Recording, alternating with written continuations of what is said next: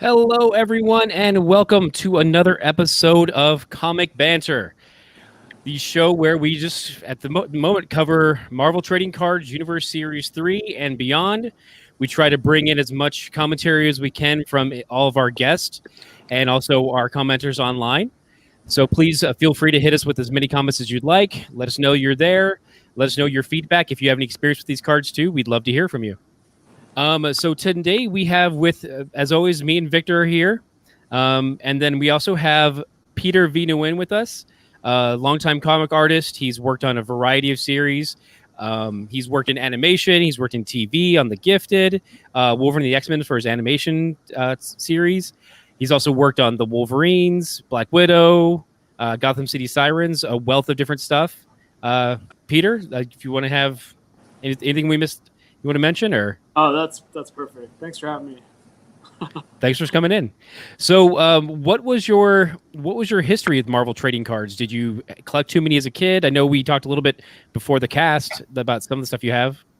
I definitely, my favorite was probably the Jim Lee ones, which is pretty obvious. But I did collect the ones that were in the action figures. So I don't think it's this series. I think it's some one. Yeah, those are, I want to say, the Flare Ultra. They were they had like a little line to the person's power saying like what the power set was and like I have those. Those can be for a later show. I do have those behind me in the stack of things. I do have these ones too, but my first card entry was probably the Toy Biz action figure ones. So. Gotcha. Yeah. So yeah, we covered all the we've covered all the heroes up to now. That was the first 70 cards. So with switching over, we're gonna head into our run of. Let's see here. We're gonna head into our run of team ups, which start us out. Let me head up. Start us out with Spider-Man and Human Torch. It's funny because this one, it's as I'm going through these, this is all during the 90s. And so it's very much interesting to see how, like, when did these people first meet up? Like, when did they first get to see each other? And this one is just like Spider-Man #1, they teamed up. Because in Spider-Man's very first issue, he not necessarily fights, but he interacts with the Fantastic Four because of, like, they think that he's trying to break in. They think he's a thief. And he's just actually there to say hi, like, to meet them. And it's a bit of a misunderstanding. But from there, Spider-Man and Human Torch always had kind of a frenemies banter back and forth that was always kind of enjoyable. Vic, you got anything?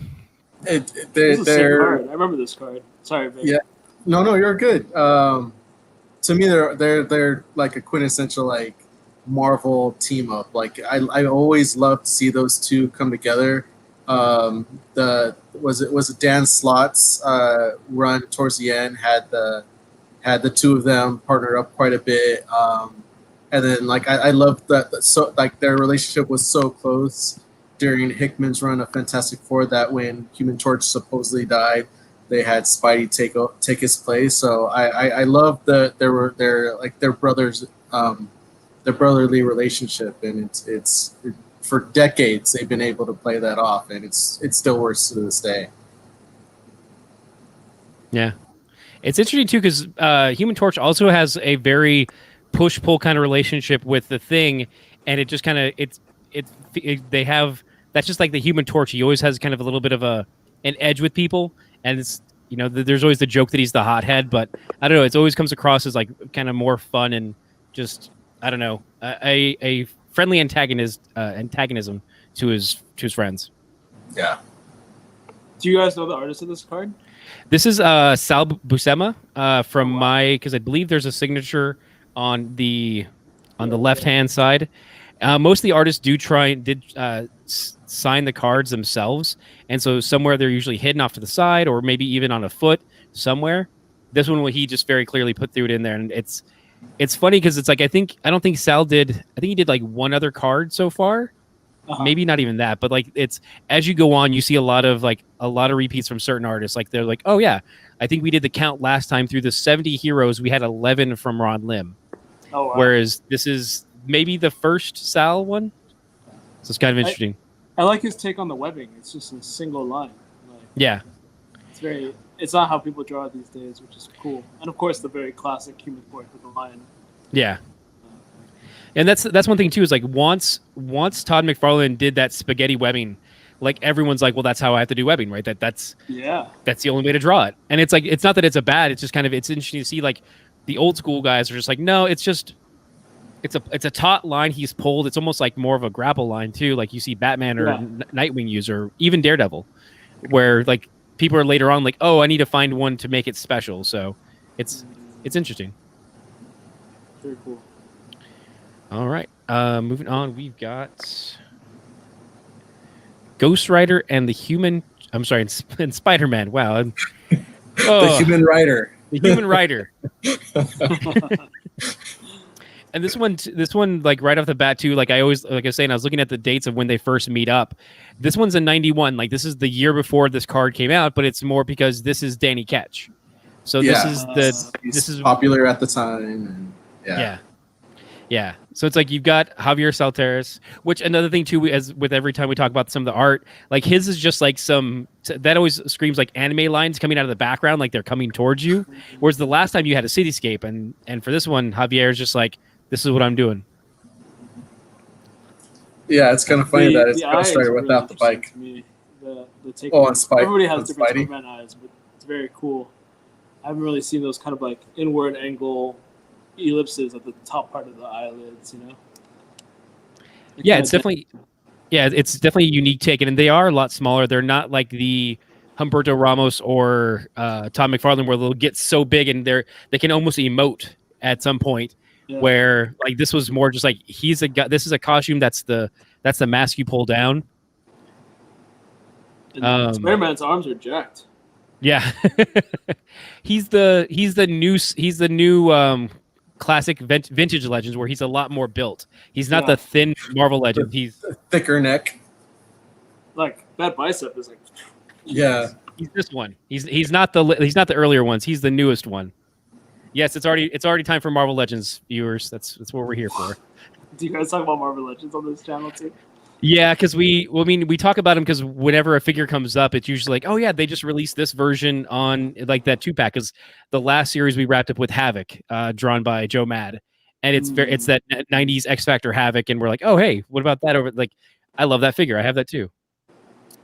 Dixon's saying good visual storytelling, detailed textures to the webbing. What I find interesting about this Spider-Man is that the colorist wanted to make a yellow gradation right over the face of the main card. And it's such an interesting choice. I think it's the reflection from Ghost Rider that's causing these like light sources to go up, but it's pretty cool. Yeah. There was I like watching different artists talk about like the art. It's always good because like he does have like you see that they're the light sources from Ghost Rider. So it's like the lighting on Spider-Man's thighs is both like offset to the sides. So it's like, oh, that's kind of like Javier took that into mind. It's like, oh, this is how I'm going to do this. So it's like it's interesting the way that each artist will pull in what they want, what they do. And even on the back, his head is lit facing Ghost Rider, which is like a nice little detail. Yeah. Even though they might not be in the same area. But. Yeah. One of our new chatters said you chose these because they're all Spider-Man team-ups. That's very likely, but it's actually this is what the set shows. Yeah. But also, Spider-Man teams up with everybody. I mean, that first Marvel team-up series was mainly his story of just like, let's throw Spider-Man because he's so popular in with everyone. Like, you want Spider-Man the Thing? Here he is. Spider-Man and Hawkeye? There you go. First appearance of Mockingbird with Spider-Man. Like, that's where they put everybody. He shows up in a lot of first issues, Yeah, and I think there's basically almost every Marvel team-up series since has been Spidey as a lead. So he's teamed up with everyone. There's been like one series I could think of where it wasn't Spidey as the main team-up character. So he's just he's the perfect person to team up any character with. Yeah. And because he always plays well and has a good jovial manner with someone. Like it plays well later on. We'll see like other team ups with other mainstay characters, and it's because the way they play off of them. It's always Spider-Man just works so well. By the way, Isaiah over on Facebook is saying I have these. Just so you know, if you're on Facebook, I can't easily bring your chat into stream, but I will still try and bring up your comments. So we're still watching. Jumping over to Electric Power Drill. I remember these cards. How many team ups were there? There are 30 team ups. The first 70 cards are heroes. Then it's 30 team ups, and then we jump into supervillains. All right, and we've got next up SpiderMan and the Punisher by John Romita Jr., which, I mean, I'm always going to be happy for John Romita Jr. I love this card just because of JR. I love his art. So awesome. I love, too, that they're saying like the first encounter was basically Punisher's first appearance when someone tries to hire him to kill the menace that is Spider-Man, and they're like, yeah, this is his first team up. This is when they team up, right? That's teaming up, guys. Attempting to kill someone's teaming up. They just fight the whole time? They fight the whole time, and then I think eventually the Punisher finds out, like, oh, no, he's actually a hero. I'm trying to... It's been forever since I've read that issue. But if someone in the chat has a little more reference to what happens in that story, I'll be happy to listen. So yeah, any other feedback? The one thing I noticed, the explosion is behind the rip in the card, but the leg is coming out in front of the card. But Punisher's in the foreground plane, so like that explosion should be, but it doesn't look cool probably. But I think it's interesting choice. Like, that Spider-Man is in the background plane, but the explosion is in the. It's still like an optical illusion. It's like pretty cool. He's a tiny Spider-Man. Yep. But it's a sick card. It looks like Punisher's holding the side of the card and just shooting. Like, oh yeah, he's like anchoring his body. Yeah. Electric Power Drill says, loving the power drill on Punisher here. That does it's very much the classic, like, I mean, I want to say Mac 10 or Uzi, but I don't know guns well enough, but it is just like it's very much a John Romita like block gun, as opposed to later on where you have other artists like Rob Liefeld, where it's like a lot more rounded, a lot more sci-fi, and just like here's this giant object that's gonna kill you. And this is very much this is a gun. Like he pulled some reference for it. All right, and let's see. Then you've got Spider-Man and Wolverine, another John Romita piece, and I'm just like, thank you. I've always loved John Romita. I'm always gonna say it every time. It's interesting though too, because it's like with this one, you do have like the fingers and the feet are coming out, but then the webs aren't. The webs are stuck behind the folds. Like Wolverine is amazing. Like he's squatting and punching at the same time. It's like it's super awesome. It's pretty. I almost look like Spider-Man. Like storytelling wise, it looks like Spider-Man just dropped Wolverine off, and then is about to do an attack. Kind of like a mid-air fastball special on invisible concrete. But I love the face. I can't draw like a star. I think the card's great. I'm not hating on the card, but it's super intense card. Yeah. Vic? No, I love it. I mean, one, it's JR, and two, I mean, Wolverine's in it, so of course I'm gonna love it. It's an awesome looking card, and I love this team up storyline, and I love the fact that it spawned off that awesome what if, continuing the like what if Spider-Man never came back and became like kind of a secret agent type of thing. And it's just awesome. I want to say Kyle Clayton art, or maybe I'm trying to remember, but that is one of my favorite like what ifs, and it's also like it's one of the first times you showed Spider-Man, and it's like Spider-Man killed someone. I mean, spoilers. Like there's a story where he thought someone was attacking him, and he thought it was Wolverine, so he just let loose and just went bam and laid into him, and it turns out it was someone who was essentially doing suicide by cop kind of thing of just like, oh, I'll attack him, he'll react thinking it's Wolverine, and he did, and like that, like Spider-Man had to deal with that for a while. Like it was, and didn't JR do the cover for that what if as well? Yes, he did. Yeah, I love like the kind of like the full circle. I also love the really fuchsia pink sky. Like I haven't seen pink skies in the '90s that much, and I think nowadays people will do it like randomly cyan fuchsia sky. But it's pretty cool to see it back in 1992. Yeah, 92. Yeah. There's it's also interesting too because like in this version, Wolverine has like needle claws. They're very thin. There's slight curve to them. Because there's so many different artists who again like just like Spider-Man's webs, you'll see different takes on Wolverine's claws. Yeah. Sometimes they're like thick, like you've got a thick, really ridged claw there, or you have like just like needle ones like this, or kind of standard, like almost like blades, like an X-Acto, not an X-Acto knife, a box cutter. Like it's a lot long blade, whereas these are just almost needles with the way they're shaped. They're super bendy too. They don't really like conform to the forearm as much. It looks like it's gonna hurt when it retracts. Yeah, like he has to turn his wrists this way to pull them back in. Otherwise, it's just the curvature of your arm so that it can like slightly goes back, and then maybe they melt into your forearm. Maybe. Yeah, it's so pretty cool. The black webbing is neat. I kind of like that on Spidey. Yeah. And then we have Wolverine and Captain America by Lee Weeks. Nice. Yep. And it's like I love that it's like Wolverine's just like I'm going in first, and Captain America's just like okay, I'm following your lead.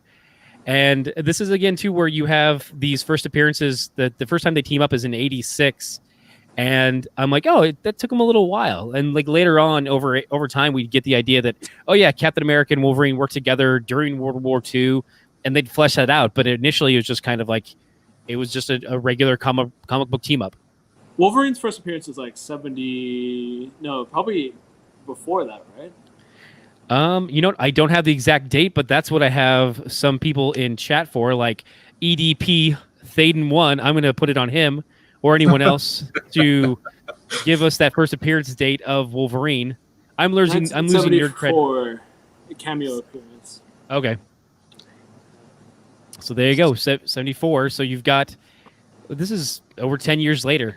And it's like these two characters who storyline would be like tied together pretty tight for a good long while set after this. And like, oh yeah, they have a long history, but it's like they didn't get teamed up too quickly because of, the Avengers were on one side and the X-Men were on another, and they just kind of left them in their own pockets of editorial staff. I feel like if Wolverine was created in the Kirby days, like he would be instantly teamed up with the Avengers, because the 05 X-Men and the Avengers were constantly being, like in the 60s they were meeting a lot, but because it was like 70s, maybe they had made an editorial decision to kind of make different lines. Like Wolverine was too not like Captain America, Yeah. That's very interesting that it took so long for them to meet up. Yeah. Vic? No, it's. I mean, it is crazy that like it took a while for them to finally team up, but like you kind of take into account that even from Wolverine's first appearance in '74, he still wasn't part of the X-Men yet. So, when it took a while for him to join the X-Men, and then obviously it took a while for him to get to the popularity to what he was in the mid to late '80s, before he even got his own like miniseries and regular series.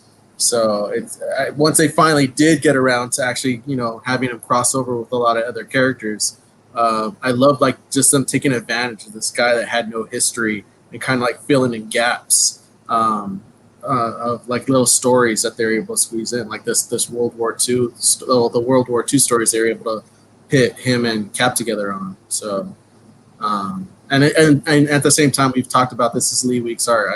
I love the piece because mainly I like the images on the back of the card of Cap and Wolverine solo each. Those are great pieces, and I kind of like the shadow cast from the shield on Cap's face. I love that. Yeah, I guess that's another interesting point too, because with like the previous cards, it's just a headshot, and he went in here and like we talked about in previous shows about how Lee Weeks has done a good volume of these. Like he's one of the top producers. And on this one, he didn't do just 2 more headshots. He went in and drew 2 more, like 3/4 figures. Body sketch, yeah. And it's just like he didn't. He's like, all right. And however much time they gave him, he's like, no, I'm going to do these for the backs. Like everybody else is doing headshots, and he's like, no, I'm just doing Cap and Wolverine because I want to draw Cap and Wolverine. I dig it. Good card. Next up, it's funny because I'm hoping that Marcus Harris is in here now, because this time we have a Kevin Maguire, Wolverine, and Hulk, and like again, their first encounter is his first appearance in '74, which is hilarious because we could have just looked at the next card. Yeah, it's pretty funny. But you've got this like it's funny because it's like part of me like I want Wendigo in this because if this is going to be their first encounter, Wendigo should be there too. But then again, I don't think Wendigo is a unique person each like in this scenario. I don't think we do if we ever learn his name. Yes, that Hulk. Wendigo. Oh, sorry. No, I was gonna say it's Patrick in chat says that Hulk looks concerned. He does look concerned. And it's Wendigo funny, like looks very represented in the tear of the card. It looks like Wendigo. Oh, yeah. Everywhere. it does. It's a different kind of tear too. Kevin draws a very different kind of rip. I feel like. That's again too. It's interesting. I'm curious, like how these were presented. Like when we've talked before, when an artist would do. At least the only thing I have for reference is some of the final production pieces. But I always look to the Jim Lee cards where he drew essentially one image for the main card and then a small square above it for the headshot windows. And I'm like, I'm curious. Did like Kevin? Does everyone do that? Did they have just like the main art here, and then two pieces for the additional headshots? I would assume it's like, so because there's so much paper. I feel like you would just want to keep it on the same paper, maybe. Yeah. And I love that like Hulk's face takes up the whole card. They're just like, nope, I'm just gonna that whole little box is just gonna be Hulk's face. Graphic design wise, I don't know if it was a smart choice to make the border green, that color green. Like maybe a darker green would have been. Yeah, But it does tend to bleed. Melt his face a little bit. Yeah. DLUU says, "Come at us, bro." Yeah, they're very much like, yeah, bring it. I love that red note on Wolverine's nose. It looked like you just went through like snow, you know? Like yeah, there's that with Kevin's art. It's always very human. It's always very like he's bringing something to where it's like, oh no, these they feel more. There's more personality at times to it. Like I always think of his Justice League stuff. So there's definitely more humor to it at times, but he can still have like with that humanness, he can have an edge too. So. See, they also Patrick says they also match the box to Wolverine's hair. They did, yeah. But at least there's some shading to the hair, so it drops in and out. So there's a little more of an edge there. And then Electric Power Drill's mentioning too. These claws are more like the bladed style, but they are gigantic. Like those would go up to his bicep if those went back into his arm. Like. Yeah. Maybe it's like fun foreshortening that we can't figure out. Yeah. Next up, Wolverine and Cable by Tom Morgan. And like this one, I love that like Wolverine's just coming right at you. Cable's still fighting off whoever's chasing them, but Wolverine's like, I'll scout ahead, just keep going. And even in the back of the cards Wolverine too. On the back pose is very reminiscent of the Jim Lee Captain America famous like where he's just like. You know, I don't know if you guys know. Yeah, it's where he's got the shield in his hands and he's bringing it down. It's cool. Yep. It's interesting. And again, too, like he does this. Tom Morgan did more with the back corners than others have. Like, he brought in Cable, he brought in his gun, like that. Even the little back window could be its own card for Cable. But possibly Wolverine 2 with a little more details, but both of them, they didn't skimp. Like they gave you a lot of art. The red and the Wolverine in the front is interesting too. Because the back Wolverine's more classic brown, but the artist chose to go with a more red hue, and I find that kind of interesting. It's not really how I saw Wolverine, maybe. But. Yeah, I think that's so. For the majority of these cards, it's Paul Mounts doing the coloring, and so he did all 200 cards, to my knowledge. Like I haven't seen any other colorist name checked while researching this, so I think he did all 200. So it's like. I'm like, okay, maybe it's a little bit brighter there, and like that's why it's a little more reddish. But I do see what you're saying. Like it does seem a little more red. It actually, I mean, again, taking it to the Marvel Legends, like they have 2 or 3 different versions of Wolverine in that brown suit, and some is more brown, some's a little more orange and yellow, and it's interesting. The saturation itself makes it look classic in a way, even though it's not the right brown that I usually choose. I think the desaturated brown is like the brown that I usually go with, but this red is interesting too because it reminds me of all these old like I'm sure it's not the first time I've seen like a reddish Wolverine. There's Patrick is saying this card is weirder now with the kids Cable Wolverine Gene Scott thruple. I'm curious what that means because Oh, do you want me to explain?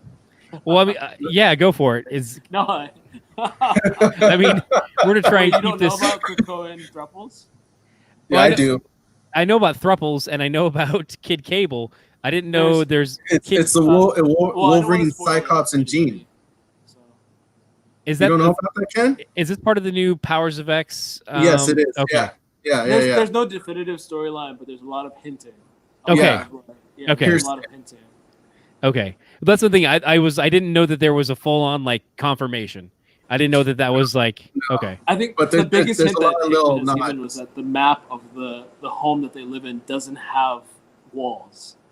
So like Wolverine's room is connected to Cyclops' room, which is connected to Jean's room, and there's no division. So they all kind of like live in this hectonical kind of like free open space. Okay. Yeah, So- so there's a lot of, and then they On keep the moon. mentioning stuff to each other that people are thrupling. There's a lot of thrupling going on, like going on Yeah. vacation, just Gotcha. the three of them, and so like. There's been That's why it's a conversations little between weird that Wolverine and Cyclops. Cable's weird in general, because he ages and ages, and you know. Yeah, comes back from the past to stop the future, but not the yeah. All right. Yeah, I had not read all of that. I just kind of skimmed through it, and I missed that. So that's definitely interesting to know that they're putting a poly thing out there for people who want to dig on that. That's fine. We're about inclusivity, so all right. I hadn't caught that nuance yet. It's not a plot point yet. Yeah. But there's just like repetitive. Anyway, I don't know what Hickman is really intending. Gotcha. No, I mean if it's in the subtext, that's fine. I mean even if it's in the text, it's just interesting. I hadn't heard about that yet. There is an interesting comment from Alfie Curtis saying Wolverine and Cable are the ultimate team up, which I think that's a play on also in the Ultimate Universe. Cable is Wolverine. Oh, is it? During That's Robert pretty Robert cool. Kirkman's run. He is in the Ultimate Universe. Yeah. Which that's definitely like it's. When they did that was like, oh shit, that's such a cool play. Like, it's one like I really love that play. I thought it was awesome. All right, and next up on our team ups is Magneto and Doctor Doom by Paul Ryan. I love this friendship or frenemy. The friend, yeah, it's interesting because it's like this is at least at the time it had only happened once. And it's because Doom had used a hypnotic nerve gas to take control of Magneto's will. And he's like, I love this piece too on a more funny note because it's like Magneto's like, I've got my magnetism. And Doom's like, I've got a Beretta. And like that was his. It's a very simple handgun. Like there's not a lot of. It's not techie. It's just like, yeah, I've got a gun. I'm Doom. Let's take the writer out of the situation. Like the writer can make Doctor Doom beat anybody, but Doctor Doom's encased in metal, right? So, like, power set wise, I feel like Magneto has an advantage. But I love Magneto. But anyway. Yeah, well, I mean, if it wasn't for the hypnotic nerve gas, I don't think he would have just crushed him within the can. I didn't read that issue.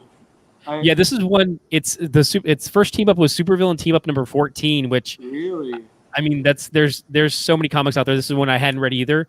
This is one where I learned the story from the cards, which again, like taking it back, this is pre-Wikipedia. This is how I learned a lot of stuff. Like, I didn't know that these two were at first. I'm like, oh, these guys are friends. They're like, no.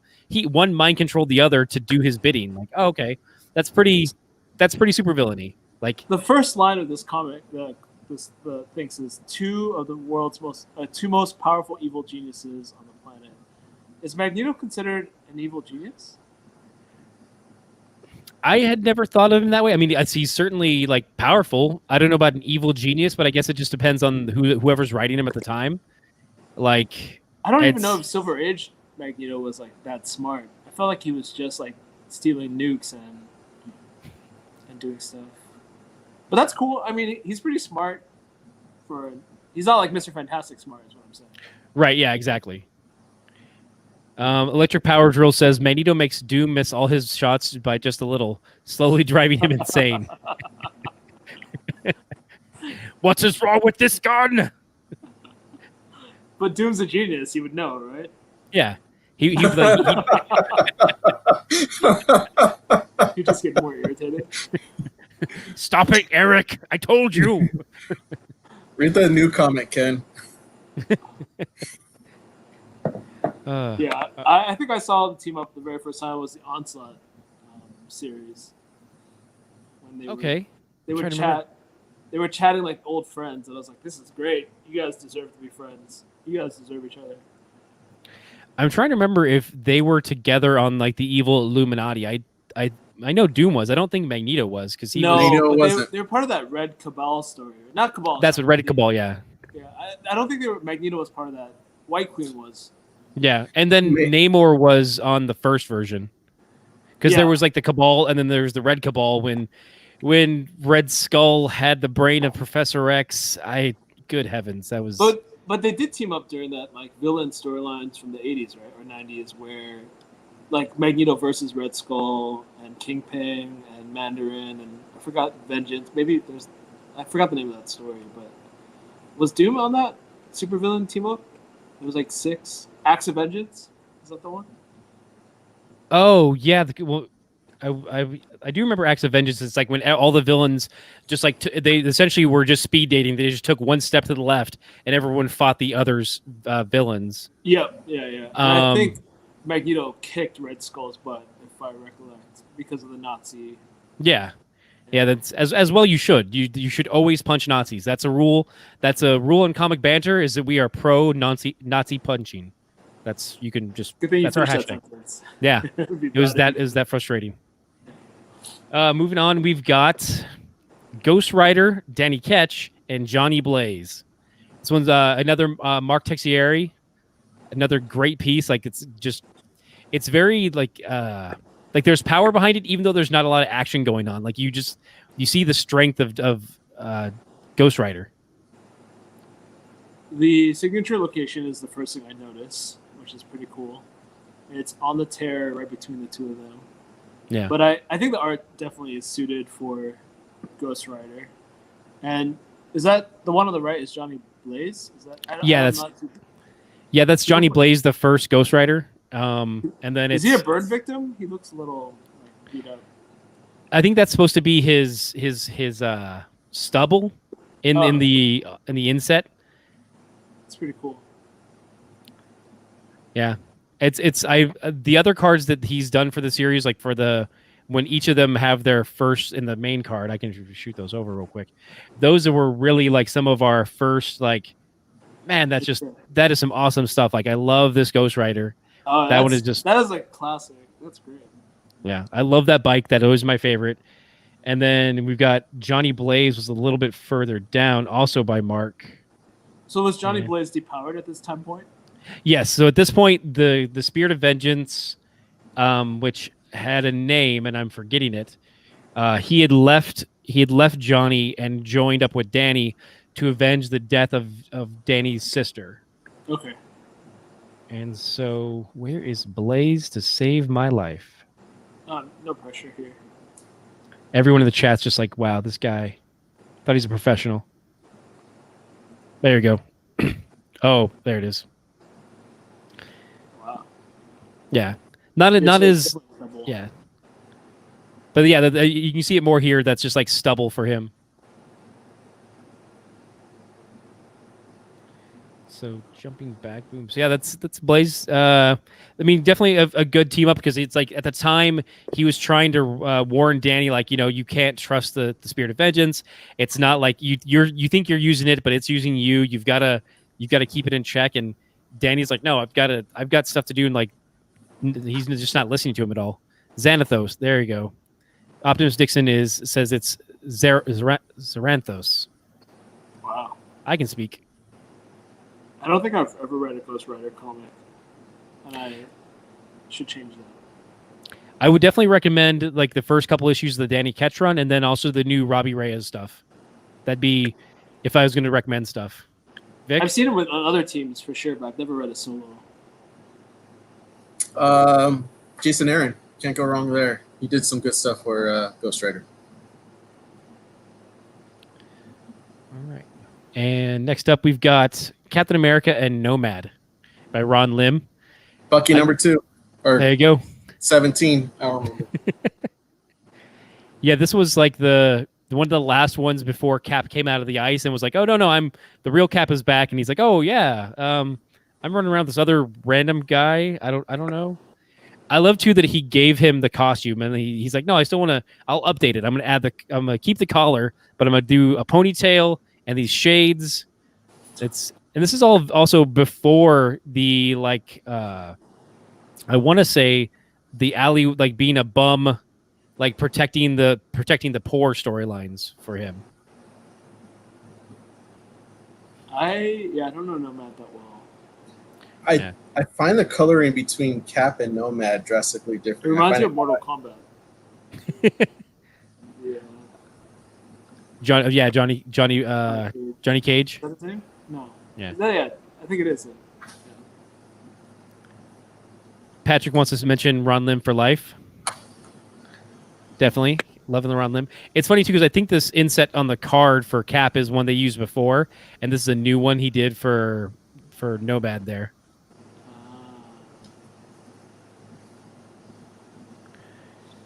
All right.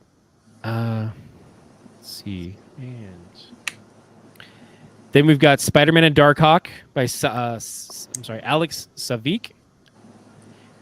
This is one of their first team. It was very early in Darkhawk's run. He meets up with him, and you get the somewhat more seasoned veteran of Spider-Man teaming up with the new rookie Darkhawk. And this was definitely like, him teaching him the ropes of like how you're supposed to act responsibly. I like the art. You can see the Savic signature on the building in the back.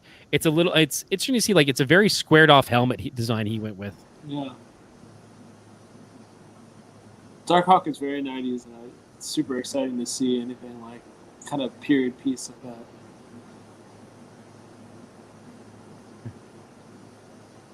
Vic? Is this the first? I can't remember. Is this the first time that we see the spider sense in this series? Quite possibly. Okay. Yeah, quite possibly this is the first time we see the spider sense in the series. I'm trying to think back to... Because in none of the other team-up cards do we have it. And I don't think they had it on the headshot for the first card. Yeah. Oh wait, we did. Yeah, we do. Okay. Yeah, we do have the spider sense for the inset card, but not on the front of it. Okay. But yeah, it's definitely one of the it's interesting to see the difference between the two. Like Erica Larson does these. I mean, it is in a smaller space, but it is still very much like it's in the background. It's just playing in the background. Whereas this one, on the more recent card, is like it's there in front, like like something's going on right away. Yeah, and yeah, it's kind of cool to see the differences between the two, like the choices that they decided to go with each one. Yeah, to see like how each artist interprets it themselves. That's definitely cool. All right, and here's one of my favorites: Iceman and Human Torch by Paul Ryan. Melt. I mean, it always takes me back. I mean, it wasn't this necessarily because it's not Firestar and Iceman, but it was close enough, so I still enjoyed this. And again, Paul Ryan, like he puts in the time in the background. He has the ice sled coming out of coming up and around. Like it's got a lot more movement there than we've seen in some of the other cards. Like it's great. I dig it. I think the choice to have Human Torch torso facing up really adds to the dynamicism. He easily could have flipped his body down, but I think it makes this like kind of like nice S curve, kind of motion. It's great. Yeah, it draws your eyes around back down to Iceman. Like it caps it really well. And I like too that both the cards on the inset, like they're both throwing their objects. There you also see what's propelling them. Iceman has his slide. Human Torch has his flame trail, and it's like it's very like this is what they do. It's all right there. This is like before they decided that Iceman should make support beams, right? Or maybe not. Yeah. Electric Jill wants to mention how terrifying would the Human Torch be look in real life? Just a human immolated, just like, hi everyone, just flames coming up off his skin. I think Iceman would be pretty terrifying too, though. Like a completely frozen walking man. Yeah, just Maybe a not as block of terrifying. ice walking around. Just to see a face that is ice that should be frozen but moving, might be terrifying. Maybe not as terrifying as Human Torch. I'm trying to. The closest we got was in X-Men 3: Last Stand. Sorry for bringing it up, everybody, but when they have when Sean Ashmore, he finally ices up and like. Yeah, at the time, I was like, yes, finally. I mean, the rest of the movie has its ups and downs, but I'm an Iceman fan, so it was cool to see that. But it was definitely kind of like, oh. But yeah, I thought that was a really cool thing. But it was interesting to see, like, it's just kind of he's almost more crystal, or trying to think of the right word for it. Carved ice. Like, yeah. I think Silver Age Iceman walk around as a snowman would be creepy, I feel like, too. That would be creepy. Yeah. This card is great. And I love that they're retapping this idea. Dan Slott is doing a story about this, I saw. Someone brought up he looked pretty cool in Days of Future Past. I don't remember him in Days I don't of Future. remember him. Maybe you're thinking Age of Apocalypse because he's pretty badass in that. Oh, no, I don't think he was. Oh, Yeah. No? Oh yeah, he was in the future. In the future parts of the movie, he was. Oh, he says no. Yeah, I mean the movie. In the movie, gotcha. Yeah. Here we are thinking of like the actual story. Yeah. Yes, thank you, Dixon. That was crystalline was the word I was looking for. And next one up, I find this interesting. So it's Captain America and U.S. Agent. Again, we get that same run limb inset Captain America, but we actually didn't get U.S. Agent in the card series yet. So this is hypothetically your first introduction to him if you're not reading the comics and you're just collecting the cards. This is the first time you know who U.S. Agent is, which at the time as a kid, I'm like, U.S. Agent. I get it. This is so cool. That was, I read, so. I find the face card for U.S. Agent, like, I feel the same way I felt about the Nomad in the previous card, where, like, you look at the coloring with Cap, but then you look at who he's teamed up with. They didn't really put a lot of effort with the headshot for the team-up character. Like, the Nomad headshot was kind of bland, like as well as this U.S. Agent card is. Like they didn't put a lot of effort into the coloring of those headshots. Yeah, the Captain America is very much well done, and they gave it time. Whereas both Nomad and the U.S. Agent are just kind of, we need to do one more. Throw that together real quick, and they put it out there. Even like the lack of coloring was just kind of like, did they forget to send this over to like the end of the day? And they're like, oh, we got to. Again, when we talk about these sets, like there's an intern somewhere. That's that was like, hey, go back to the interns. Go back to the interns.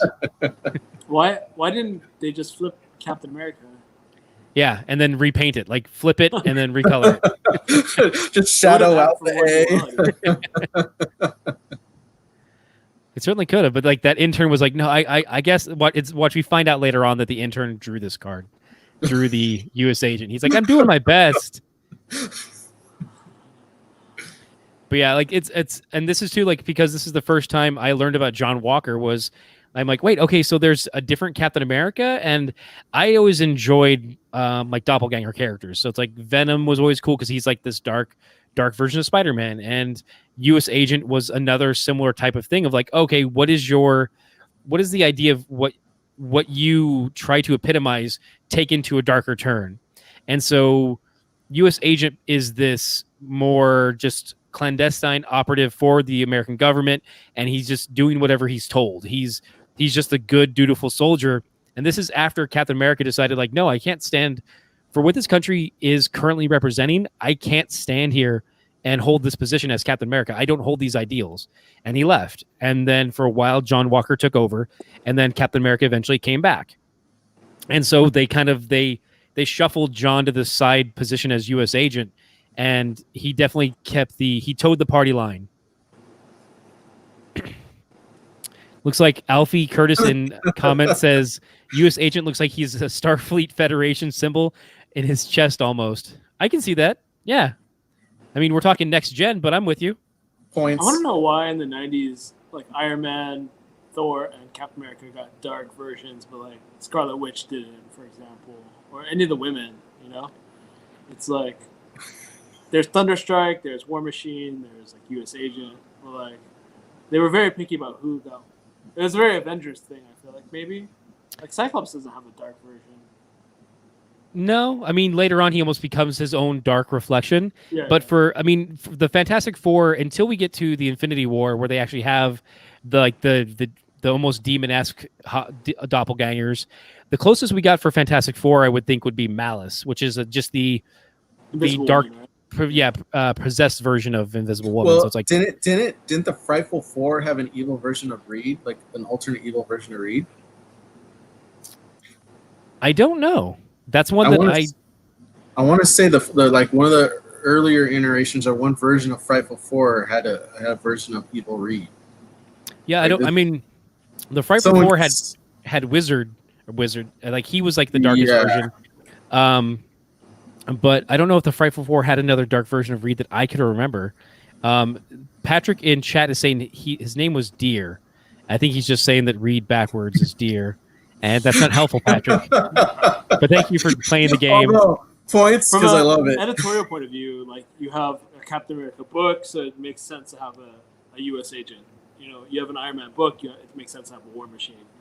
So maybe that's why Scarlet Witch, she wasn't running a book or something. But like, I don't know. Like Wolverine, does he? Yeah, like Dakin's probably the closest thing we can get. But in the '90s, it's not like a Dakin. But it's an interesting take on storytelling where you're like, I'm gonna do a copy-based character, but edgier. You know, like. I mean, that's what the '90s was. It was about pushing things to the extreme. So it's like Venom isn't cutting it anymore. So we have to bring in Carnage. Like we've got to step it up. Like we've got to push that envelope. They were able to keep Captain America's ideals the same and not like push him. Nowadays, it would just make Captain America go evil for a little bit and then go back or whatever, you know. But they were like, we're gonna keep Cap, and then we're gonna do a contrast U.S. agent, which is pretty interesting. Alfie says, "Oh my God, U.S. agent's later name was Super Patriot." How LOL? How appropriate and still relevant today. Was that the version of Super Patriot? Like I'm trying to remember because I think Super Patriot. I think of the image character, right? Yeah, that's what I'm thinking of, and so I don't know if I'm mixing them. Well, if they use Super Patriot is never like on a title, like on the cover of a book. I'm thinking they probably used it within a book or something like that. But right, yeah, he wouldn't be the title character for a series. It just him within the series, within a storyline. Yeah. Eric Electric Power Drill says Evil Cap has black stars versus Cap's white stars. I love it. Yeah, I mean, yeah, it does do the inverse there. That's definitely an interesting take there. And yeah. Stepping forward, we've got Wolverine and Daredevil by Lee Weeks. Lee Weeks worked on both these characters like for different runs, so it's like definitely good having him on both these characters. It's interesting. I like the anatomy because it's like Daredevil is pulled up in a little ball, and it's like there is some. It looks a little bit of like maybe foreshortening in the legs there, but I do like the movement though. I find the choice of the headshot for Wolverine like more of a 2/3 shot of Daredevil, kind of interesting. But I find both pieces on the back of the card pretty well done. I love it. Yeah, I'm curious with the two different headshot styles. Like, was one done? I'm curious if they'll reuse this Wolverine on another one, and the Daredevil's just for this card, or like that's kind of interesting take. Like he decided this one's gonna be close up, this one's gonna be offset, like farther away. Daredevil almost looks like an unused layout, you know? Like, yeah. For the pose that he did on the left. I like this card a lot. They're equal size, which is pretty hard. Like I always want to make one figure smaller, but they're like pretty. And I like the tear. The tear is the best because he didn't make a white part at the top part. Yeah, it's flat. It's flapped in. Yeah. Yeah. So yeah. Next up, we have Vision and Scarlet Witch, which is kind of interesting because this is their first card in the series. Like neither of them have a previous cards. They weren't in the hero section. They're only here in the team up section. Really? And it's interesting too because it's like for those who are more NCU fans, these two are going to be like the crux of the WandaVision series. And in '92, they didn't even get their own cards separate. Like, oh, they're together, but we'll just take care of them. Like, we're not going to give them two cards earlier on. And this is definitely like, this is after the video game from Data East, where he's in the all white costume, which is kind of like my touch point is that old the Data East game, which I love. It had a bunch of great characters. Brent Blevins on art. I like the Scarlet Witch in the back set too. She's very like, ugh. She's like, I'm the daughter of Magneto. How dare you? Disgust. Yeah. The artist decided to draw a balcony, which I think is very interesting. A small, tiny couple rectangles to indicate like this, like just some kind of background. It's very like quick background. Yeah, like there's not even like a sunset or anything behind it. It's just like, well, there's a balcony there. You get that, right? It's the top of the Avengers Mansion. You know what it looks like. And it would have been the same card, but he was like, I'm gonna make a little balcony. I think it's cool. Yeah, Brent Blevins has done only a few of these cards. They're always definitely like, especially like he did. I want to say Sleepwalker and another card, but it's definitely interesting to see like, oh, these are like they'll find their own little touches. Like, he's not a guy who does speed lines. Like, he does that kind of thing. He's like, oh, and I'm going to do a little bit of a background for you. And he always finds, like, cool little twists for the bodies. Like, he puts them, like, a specific pose, like he did with the Sleepwalker card. I find that interesting. Yeah, the posing is definitely, like, again, where we're talking, like, her one leg is tucked behind the tear, and the other one's popping out. And he's, like, his cape is still back within the, like, back in the background, but he himself is coming out through that tear. So those are definitely some dynamic poses. Like, yeah. And Punisher and Deathlock, which are just two awesome characters. Like, of course, like there's so many different stories that I think of now when I think of Deathlock. I think of the X-Force run. I think of the story on Agents of S.H.I.E.L.D. There's so many other little touch points. My first introduction, though, was the Revenge of the Sinister Six series with Spider-Man. Eric Larson drew it, and there's a cover where Spider-Man's got this cast on his arm, but it's a back to back. But it's actually everyone thinks it's a cyborg arm. It's just a hyper futuristic cast, so that he has full range of movement. But yeah, that was always one of my first things. But these two are an interesting pairing because it's like you've got the Punisher who's ready to deal out any number of death to everyone, whereas Deathlock is a little more of a pacifist. He doesn't enjoy taking lives. He's like, didn't know that. Yeah. Well, it depends on what version of Deathlock is in there, because there's been various people that become Deathlock, and like most of them, they kind of like to run with the pacifist storyline, and it totally you kind of see both sides of like violent characters, but one doesn't want to do what the other one just wants to end the bad in the world. Yeah, it's definitely because there are so many different iterations and because to a degree, Deathlock is almost like a Frankenstein where you have those different pieces of people and different personalities. So it's like later versions of Deathlock are definitely a variance to who you see in that first. I want to say it's Michael is the first the first imprint on Deathlock. I'm trying to remember. Yeah, and then there was like. Jason Aaron's Wolverine Weapon X run, where there's a whole army of Deathlocks that had futuristic weapons and stuff like that. So it's more of a huge military group that were Deathlocks, and they what was it? They were just murderous. There's no they were all had like one set mind and one mission, and of course they were used later on to do like Deathlock versions of all Marvel superheroes during the Uncanny X-Force run. So they've definitely took a lot of creativity with Deathlock in the Marvel universe, and I kind of love it. Like taking advantage of the mythology that's created behind that character. Yeah, I remember. I think it was the Jason Aaron run. It was right after Wolverine was depowered, I think, for a little while, and that's when you had the Deathlocks that had like the energy claws coming after him. Jason Aaron's run? Yeah. Yeah. This is the first time I saw both figures outside of the tear. For me, for the team up at least. Yeah. Even both existing outside. Even Deathlock's back foot is still in front of the tear, like they're fully out of that They're like, image. yeah, let's just step out. Let's just stay in the galaxy world. It's Electric Power Drill says Frank saved all their butts at some point. Cut him some slack. Oh, it's because Patrick said, question, how have the heroes not just locked up Punisher? I mean, he has saved their butts a few times, and they're like, just go away. Like we don't want to deal with you right now. God, Frank, Frank, go away. Has Punisher? He's been an Avenger. No? I think he's worked with them. Savage Avenger. Oh, okay. He's a Thunderbolt for sure, right? Yeah, he was definitely the Thunderbolts, but that was more like a Suicide Squad slash.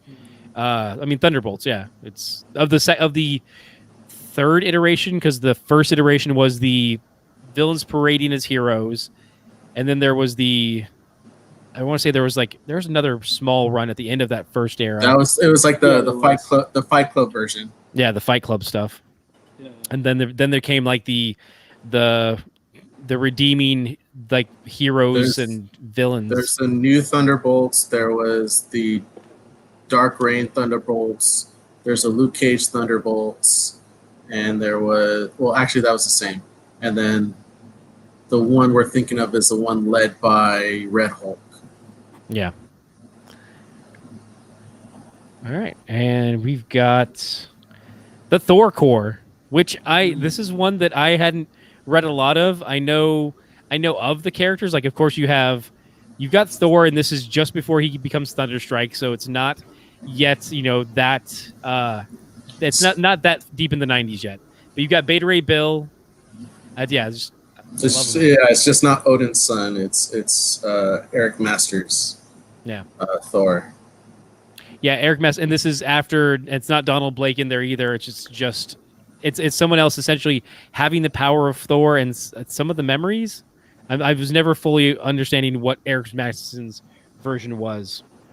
The costume is cool.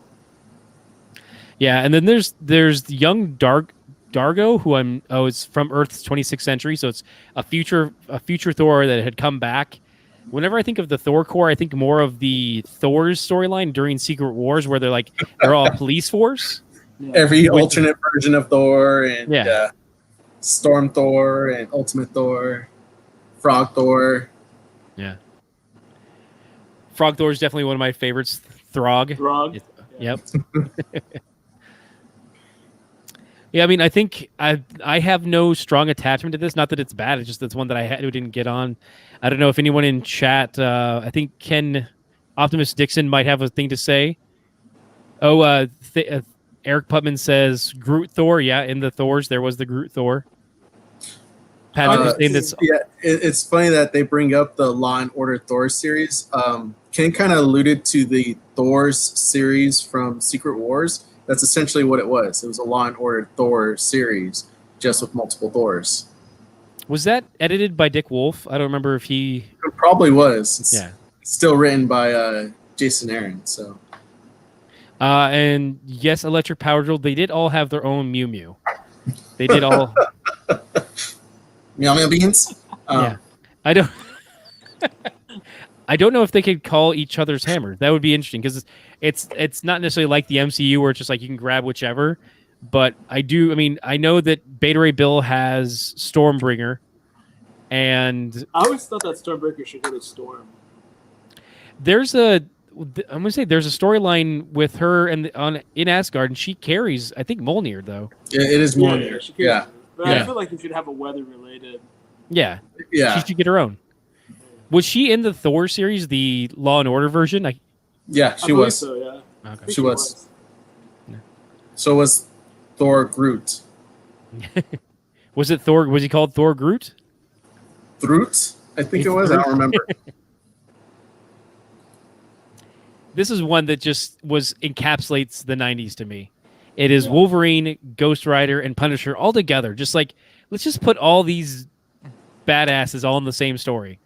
And it's Mike Harris art. At first, when I saw it, I thought for a quick second it was Howard Chaykin because of the jawline on Frank. But it's Mark Harris, and those are also some huge really big Wolverine ears on that inset picture.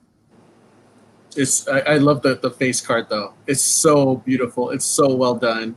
I mean, I love Hearts of Darkness is such a great one shot, and its sequels. It wasn't as great, but it's still fun. Like I just love this card so much. It was a great team up between the three of them. It was perfect at the time.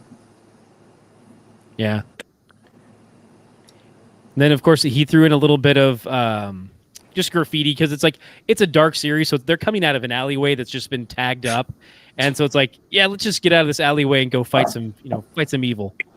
I would like to see the three of them fight Blackheart again, like modern Blackheart. Oh yeah, that'd be awesome. This is definitely something like I want, because I'm a Danny Ketch guy. I have this Punisher and I have this Wolverine. I don't have this Ghost Rider in Marvel Legends, so I can't do the setup. But I need it. I need it so bad. It's pretty hard to find, right? Yeah, because this Ghost Rider with this bike was essentially Toy Biz era. They haven't done a new one of the Danny Ketch era in the Hasbro series. Only just the Toy Biz. Johnny Blaze in the current series. On this one. I think they did a Johnny Blaze. They may have done a Danny. They may have done a Danny Ketch, but it wasn't with the bike. Without the bike, yeah. Okay. Yeah. Gotcha. Yeah. Which is it's still good figure. Just like I want that bike. That just like the card, just like the that Danny Ketch card. That the front of that bike is just so iconic. Yeah. For sure. Alfie Curtis says it doesn't matter if there's an edge or if we occasionally cross it, as long as there's innocence protected, our cause is just. Well done, Ryan. Yeah, nice. Is that on the card itself? I can't read it. I don't think it's on the card. I think he just pulled. I think he grabbed the issue, was just like, this is on the back. I'm gonna go with it. I don't know. I don't see it on the card. Ryan, add this to your read list. It's like half of the Fantastic Four, right? It's just Hulk and Spider-Man with Punisher. It is half of the new Fantastic Four. Yeah, you've got Wolverine and Ghost Rider. You swap out. Wolverine's on every team, but... Currently, my Strike Force line up right now. So yeah. There you go. Next up, we've got Wonder Man and Beast, and this is like one of the things where it's like, unless you were in, this is a very '90s thing. Like this was essentially the Blue Beetle and Booster Gold of Marvel in the '90s. That's the best comparison I can think to put. Like they're just two fun-loving friends being superheroes and just having adventures. Like that's all they had to do. Like that was it. This was probably my favorite partner up of the Marvel universe. Like I said when we talked about the Wonder Man card, it's these two teaming up was perfect because you had like the California boy, like like life and out of Wonder Man, and then you have Beast who's just all logic but still wants to have fun, and the two of them together just the hijinks.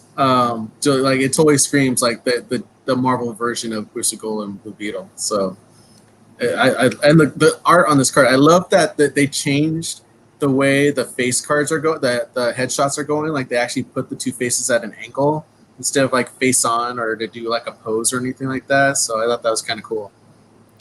Yeah, it's interesting too. Like with those faces, you do have more of a fierce face on the back, but they're a lot more fun in the front of the card. So it's you get a little more, like you get more art, you get more emotion from just this one piece, and like it's like essentially getting an action figure with an alternate head. Like you get both. Like it's the best of both worlds. I want to know if Iceman has ever met Wonder Man and just like talked about Beast. Don't you hate air getting everywhere? Like whenever I ice up, all this fur is stuck to me. Like, did you ever have that when you turned to energy? Yeah, it would just, when I turned to energy, it would just burn off. It's kind of weird. The closest I can get is that Wonder Man is now or was stuck in Rogue, which is friends with Iceman, but they never really they have so many friends in common, but they haven't hung out. I feel like. Yeah. Pummel and Evildoer or Paint the Town Red. I need to read this series. Yeah, it's a lot of fun. Let's see. Next up, we've got Ghost Rider and Daredevil by Mark Texier again. I love that like the background is like they're jumping out of something, but they're just jumping out of a wall. Like where did they come from? Like is there They ripped the wall paint off. yeah, like they ripped the wallpaper and then they stood in front of it. Like that was their plan. Daredevil is jacked. I know, Yeah. he's like Crap. flexing, like, Huge. yeah. I like the chain though too because it's like it does add depth to it because that chain is coming right at you and like it's a fun era. I like too that Tex put his signature down in like the bottom part where there's almost a brick missing, and he's just like, I'll just fit it in there this time. Like sometimes it's more outstated and it's right up at like, oh, don't forget I did this card. Other times he's like, no, it's there tucked away in the back. What I find interesting is that he has the chain going right over his face too, which is a very kind of like you always kind of want to protect the face. So I think it's a very interesting choice. And with Ghost Rider, because he is just a skull, like it just kind of cuts off his jaw just a bit, but it is still like in front of his face, like you said. There's another card we were talking about before. I think it's Lee Weeks on Domino, and it was a much more. I mean, it's better than any trading card I've ever made, but it was definitely far more egregious in the idea that it was obscuring the face. You're like, oh wait, like, where's like. You're supposed to be seeing who the character is, and yet it's completely hidden. Like, drop the arms down a bit, but again, better than any card I ever made. So, Interesting though, in this case, he still secured the patch of eye, which is pretty signature. You know, like he obscured all the face, but he's like, I'm gonna show a patch of eye just so that you know it's Domino. yeah, like it's you still have the iconic part of that character. Which is an interesting thing they did when they brought her into the live action series. They flipped the script a bit on it, but it was still that same character. Like you didn't lose anything; it just shifted. Right. It was a good trade. Yeah. All right. Next up, this one's an unattributed art. I threw on Walter and Louise Simonson because that's who did the Meltdown series. One of the very like an early team up comic with these two characters is Havoc and Wolverine, and it was I still have all 4 issues individually, but it is a very stylized art book. It's very much their art on what he wanted to draw for this, and like odd paintings, not odd in a bad way, just very unique for what I thought a comic could be at the time.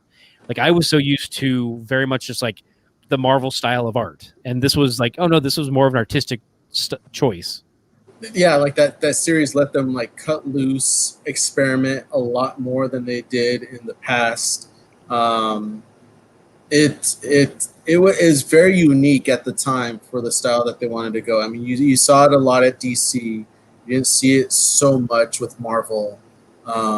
This card I find kind of like unique because it's one of the only Wolverine cards where you actually see the slash on the 2 ends of the rip of the card. I thought that was kind of funny. And if it's not like Walter and Louise, like it's definitely like utilizing their style from the Meltdown series. A lot of mimics a lot of like on the front face card. There's like exaggerated like ears to Wolverine's card, but then like next on the back of the card, it's cut down quite a bit. So it's very interesting on the choices that they decided to do from one Wolverine to the next. Yeah, and even with the exaggerated ears, but then also even on the knee pads, those points come way up. Like that is just like they hit his chest. Yeah, they're almost tapping his chest with how high up they are from the V's on his boots. Patrick agrees with you. He says like the claw marks on the edge of the tear are a nice touch.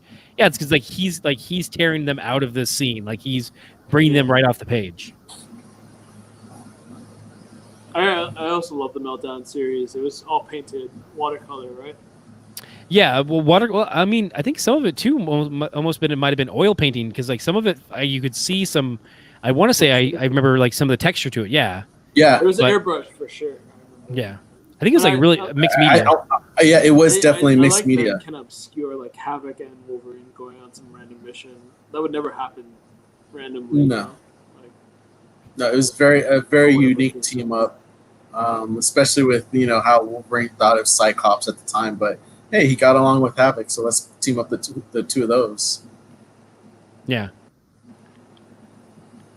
Another John Romita, Punisher and Daredevil, and this is I think it's a reuse of the Punisher inset card again, But I love this just Frank's like hunkered down there, and Daredevil's just like leaping around him. And again, they're both again in front of the tear. And I like just a little warehouse in the back. Like again, it's kind of an understated background, but it's you feel that comic, you feel that story. Like, oh yeah, they fought bad guys in a warehouse.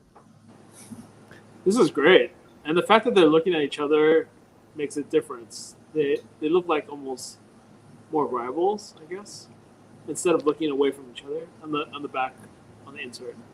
Yeah, and that's the thing too, is like these characters do come to they butt heads at times, and that's almost kind of that's kind of what they're giving you with that back, is like they're both trying to be heroes and a means to an end kind of thing, but Matt doesn't fully agree with Frank. He's like, no, there's a line that you don't cross, and Frank's like, no, there's not. And they did that really great in the Netflix series. I feel like Daredevil is more detailed on the front than he is on the back. Like there's more intricate line work. Like Punisher even has more. They're maybe the same line weight, huh? But I feel like it's thinner line weight on the front. Agreed. They probably at the scale up of the size that they drew the actual head, probably. Yeah, that's what it looks like, and also because I think we have seen this head before for Frank, for sure. So it's just like reuse, and maybe just from copying it or whatnot, it just got, like you said, heavier line weight. It is far more intricate on that front. Like it is, like you can see the lines, the stubble on his face so much clearer. Like they are just lighter on the front of the card. Electric Power Joe wants to know: is there anyone Frank doesn't butt heads with? I don't think so. I mean, even Wolverine, who? Thanos. Okay. Or baby Thanos. Yeah, baby Thanos. Okay, fair enough. You're taking us a little further forward, but yes, that is true. He's definitely friends with Thanos now in the Cosmic Ghost Rider era of future powered up Frank, who is a herald of Galactus and a humorous character in the future. It's like really Frank is the Spirit of Vengeance. Yeah, and the Spirit of Vengeance. Oh, he doesn't butt heads with bullet manufacturers. That is true. That's true. He's a friend of them, actually.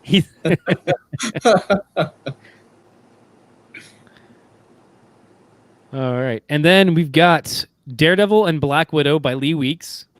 By the way, for the viewers, I've tried to start pulling in the Instagram account. So if you go to Lee Weeks or at Lee Weeks Art, you can find his Instagram. He does have a page up. Follow some of his stuff as well. I think I found Mark Texier as well, so he's there to check out. But going back to the card, I like just the subtle sunset in the background. Like it's just them on patrol probably.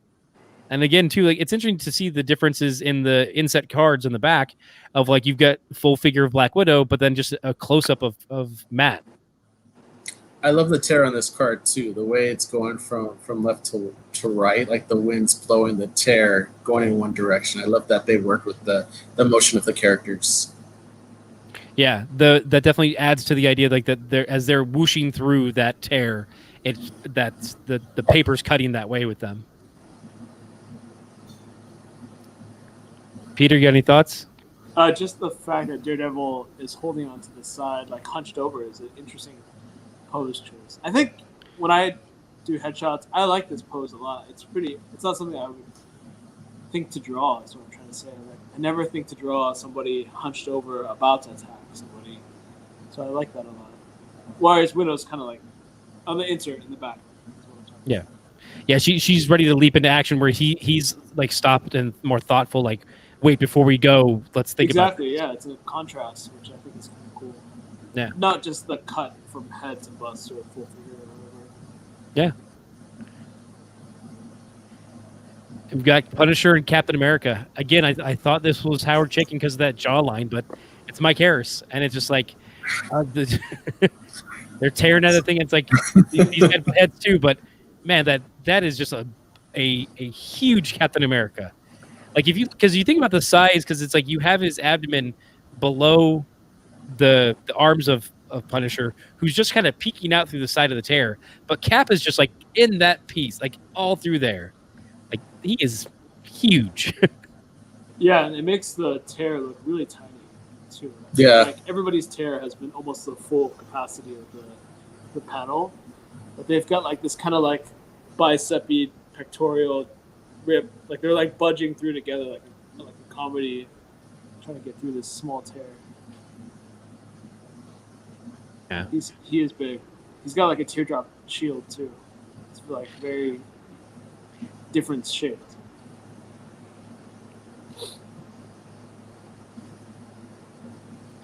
Yeah, it's an interesting thing because it's like he's like almost there's a little more motion with the gun because he's firing multiple shots, but like Cap's just like, I'm just gonna hold this here and just don't shoot back at us. I guess there's not. I would have appreciated maybe a throw movement there because there's like just kind of dead space in that space above Frank's bullet fire. Like it feels like a little something missing. Like it's just not centered properly. I don't know. All right. And next up is Spider-Man and Sleepwalker, Brent Blevins. Sleep who? I'm just kidding. You don't remember Sleepwalker? His costume was in Big Hero 6, okay? Was it? Yeah, his claim to fame. It was in the background in, I forget what the character's name is. By the way, Eric, Electric Power Drill, mentioned that Cap looked like the Tick in that previous one. Yeah. And yes, I agree. that is very much, especially with the earwigs on the top. Boom! On the top of the inset card, that is very much that look. Yeah. Every time I think of Punisher and Cap, just to go back to this, I think of Civil War. So like, Where he punched him. So I don't know much about their prehistory, but he says he has a fascination with Cap. Was that evident in their early 1979 meeting? I don't know. I want to go back. I do appreciate later on, though, like in more current times, the Punishers even made a commentary on those who seem to idolize him, be it in the comics, and it's more of a commentary on the real world, too, of like some police officers are talking to Frank, and they're like, oh, yeah, we idolize you. You're awesome. You're doing what we can't do. And he's like, you shouldn't idolize me. You should idolize Cap. Cap's the Boy Scout. You're a police officer. You're here to protect and serve, and that's who you should be idolizing. And that was a really kind of interesting take. And I think this was right around that same era of the Civil War comics, where you had kind of, even though Frank did stuff that Cap didn't appreciate, he still did want his approval to a degree. He still had he still looked up to him, which is kind of interesting for someone who you think is kind of just like, he's a cutthroat guy. He'll do whatever he needs to. He still has a side to him that's like, no, I do want to do good, but I just think that this is all I can do. And so he does what he can to make a difference, but he understands that it's not the best thing. And I think that's a good statement. I think it's kind of interesting. Back to Sleepwalker and Spider-Man. It's one of those things where it's like, I don't know how well the Sleepwalker series has held up. It's definitely probably like a Transformers animated series where it's like, I go back and I'm like, oh yeah, this isn't as strong. Cringe. Yeah, but it's like, I have fond memories of it. LV Curtis says Sleepwalker is no amazing bagman. That's true. He's no amazing bagman. It was the 90s. I was checking out any comics I could. So yeah.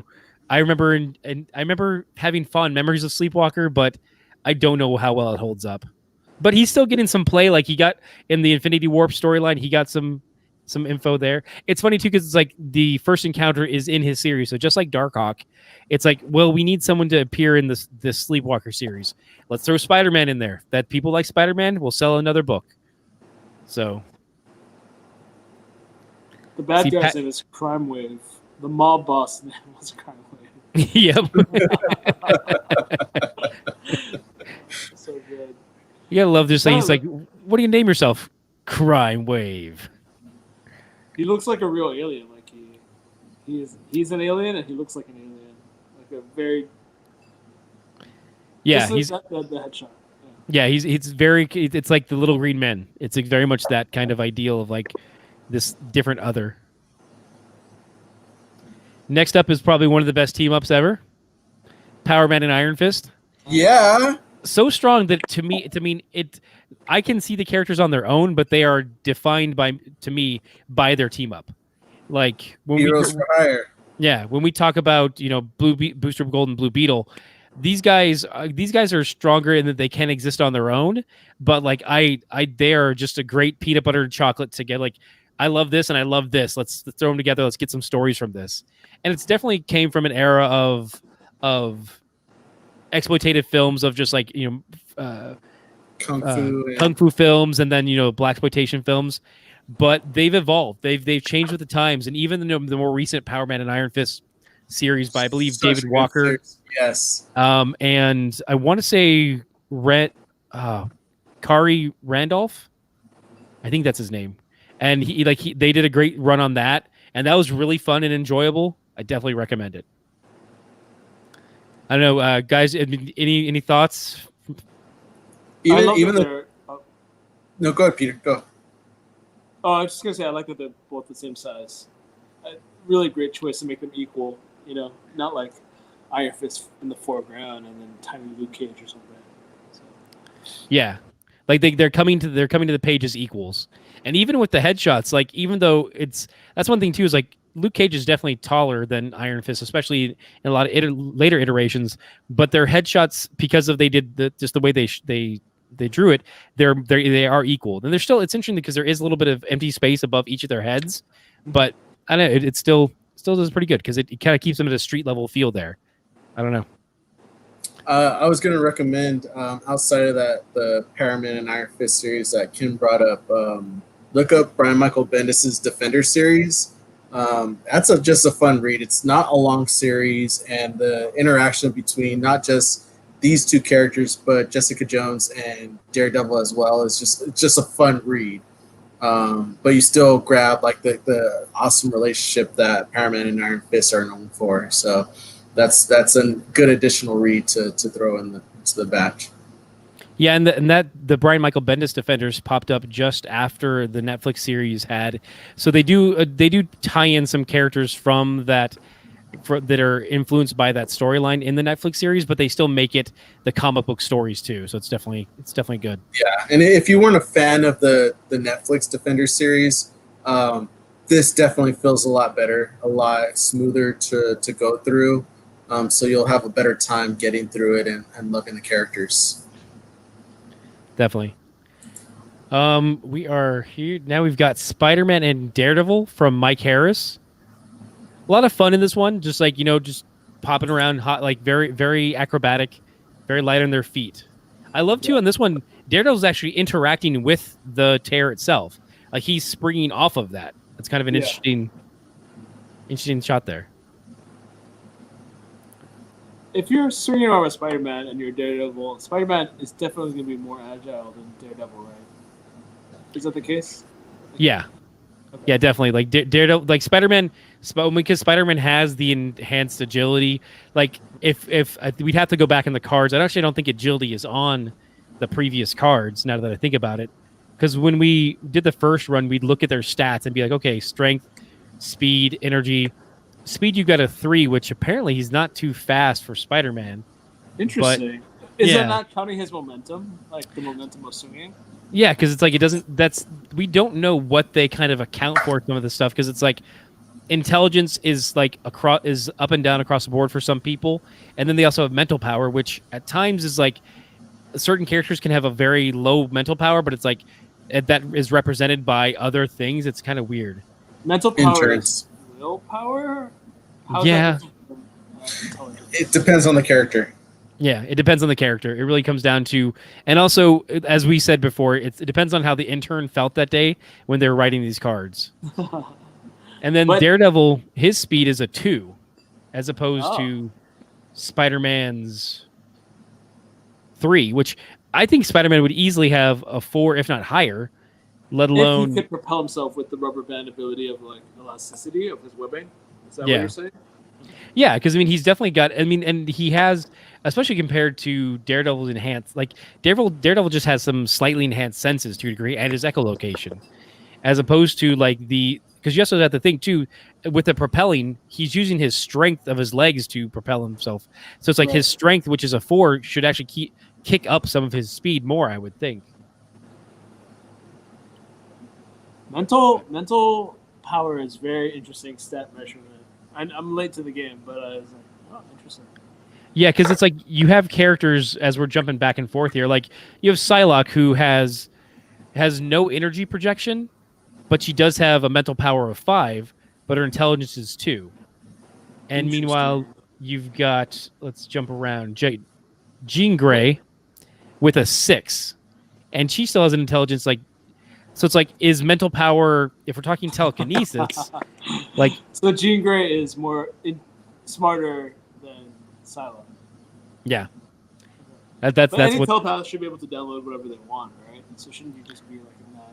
Yeah, like I know Kung Fu. I can just download any power I need to. I'm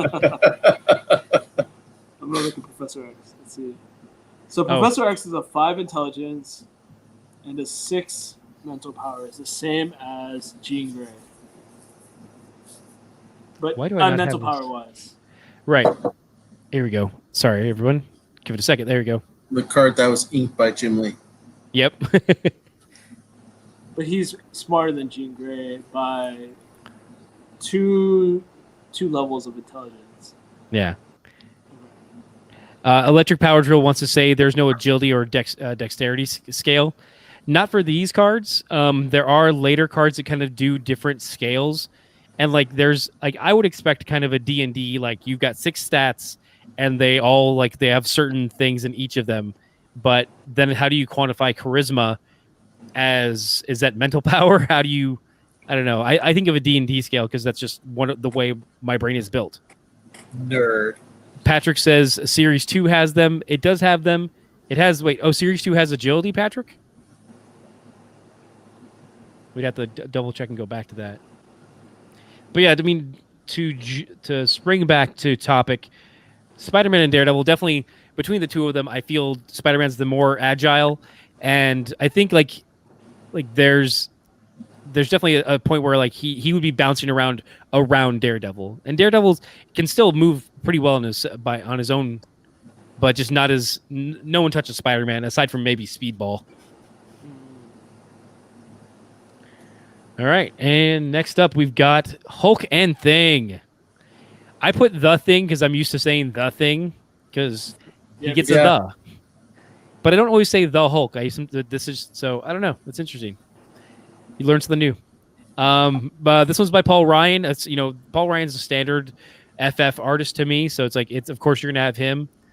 I like his Rocky Thing. The Hulk's interesting because he almost has more of the Frankenstein look. Because Hulk can go. Sometimes he has like the Jolly Green Giant hair. Sometimes he has just the tuft on the top, like Frankenstein. Each artist kind of finds his own play. Like my favorite's always going to be a Mike Deodato Hulk. I love that long shaggy hair, and just like because it's just that unkempt power that comes off of him that Mike does. That's just one of my favorites. I know, Pete. I like this piece a lot. The green works because it's not touching his face. Yeah. It's interesting because with the Thing, he almost gets lost a little bit on the inset. Like it's just kind of, there. I don't know what it is, or it's the way the light comes in, but he's just kind of he's just a little rock sitting there. There's not a lot of, I don't know. Victor? No, it's basically the same response you had to this card. I basically go after the same Hulk as you, as far as the way he was drawn and stuff like that. It's weird with this Thing though on the back of the card. It looks like actually in both sides, it almost looks like he's naked. It's weird. Yeah, since you can barely tell he's wearing his underoos. He could almost be naked in both of these shots because of the way it's framed. Hey, more power to him. Hey, I watched Mallrats. I know that this has come up before. So if anyone has questions, just watch that Kevin Smith classic Mallrats. Oh, well done. Alfie Curtis says it's just sad that we could never see a trio with Savage Dragon. No, because Eric Larson is not a fan. I remember when he departed, there was like some shots fired between like the Hulk camp and Eric Larson, and like there's some jabs and stuff back and forth. Even when he returned, it was bad. So Yeah. Laura at R2 says he does look like he's naked. You can't Thanks, unsee sis. it now. Thanks, Yeah. I'm like a virus. I put it in everyone's mind. Yep. Next up, we've got the Red Skull and Baron Zemo. Ooh. I hate Nazis. Yeah, it's a good stance to take.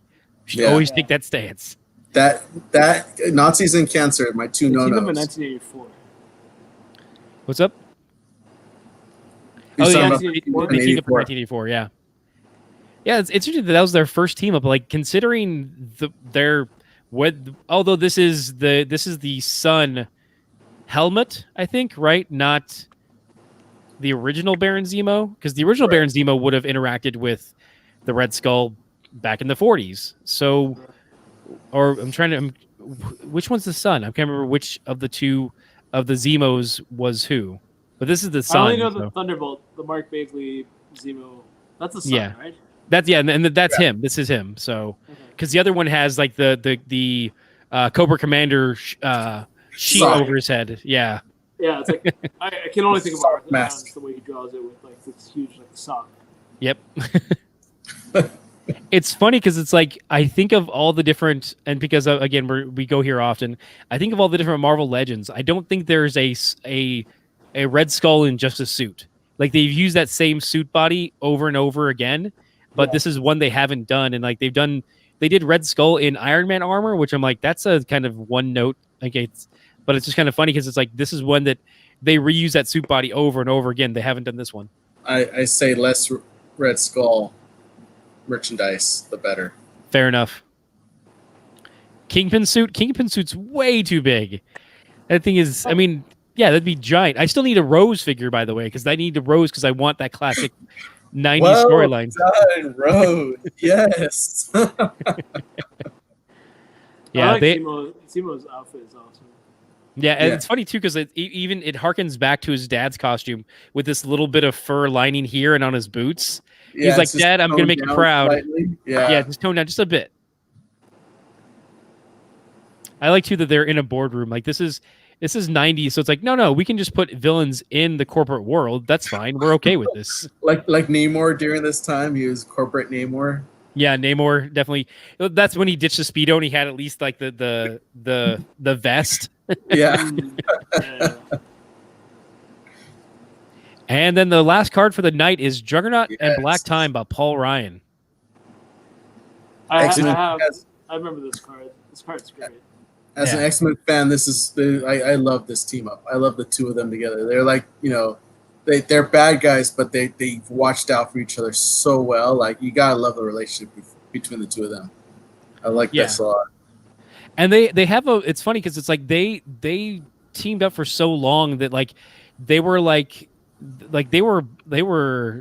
I want to say like inseparable. Like there was a time where it's like there's storylines where eventually the secondary mutation comes along and Black Tom starts to develop with it. He himself becomes wood and then tree-like. And Juggernaut's like, I don't want to leave you. Like, that's like, buddy, we can't do this. Like, I can't do this without you. And like, there's just some really good stories there. Again, because I'm always talking about Marvel Legends lately, there's a new Black Tom figure that I'm like, okay, you need him to put next to your Juggernaut now. They have to go together. I'm super excited about it. Oh, you have the Black Tom already? Yeah, I do. Yeah. Perfect. Now you just need to grab Juggernaut and Colossus and throw them side by side in your set. Yeah, I mean, any memories of this team up? Like, I always think it's funny because it's like it's one of those things that's just stuck in my head from pop culture, but it's the redub that people did of "I'm the Juggernaut, bitch!" Like, and that's I feel stupid even saying that, but it's like Ken's favorite movie we get from this episode of Comic Banter is favorite movie, X3. It had an impression, okay? It's definitely like I can't say it's good, but it left an impression. When you had the guy who played, I want to say Stacker Dan or something like that from the Punisher movie, became Angel in this movie. Like, they were all across the board, man. Stacker Dave, was that his name? I don't remember. Looks like Electric Power Drill was trying to get to that same joke, and it was Spacker Dave. Thank you very much. Thanks. So yeah, I don't any memories for you guys of this team up that kind of lingered on. X-Men the animated series for me. Yeah. I remember the Chuck Austin issue you're talking about, where Black Tom, I think he kills Sammy the Fish Boy too. Yes, he does. I forgot. Oh, that's right. Juggernaut. So. Yeah, because that's after Havoc had come back and was like He was a good guy. Yeah, man. That's right. Oh my God, that created a little rift between the two of them. Oh man, that was a good storyline.